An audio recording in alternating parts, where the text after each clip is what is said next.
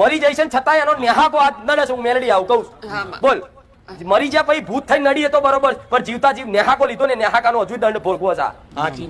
અને બધા એકના કારણે બધા ભોગવો. સાચું છે ખોટું છે? બોલ. એ જીવતી હતી તારે હેરાન થઈ કે ના થઈ?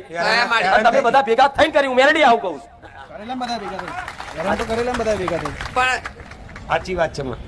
એ પણ મારી એવું કરતા હતા ને, એટલે હું મેં 2-3 વખત એમને માર્યા છે. અમને મારે હું તો કહું મેં તો બહુ સેવા કરી.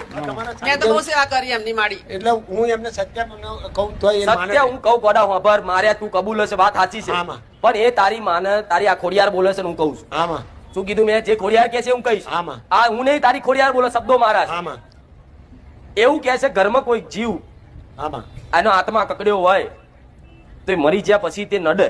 સાચી હવે તમે તારી મમ્મીને ત્યાં મારી, હા ભલે એનો હક હતો કે નતો, શું હતું એ બધું નહીં જોવું, પણ દીકરાના માના હાથ ઉપાડાય? ના ઉપાડાય. ઉપાડાય?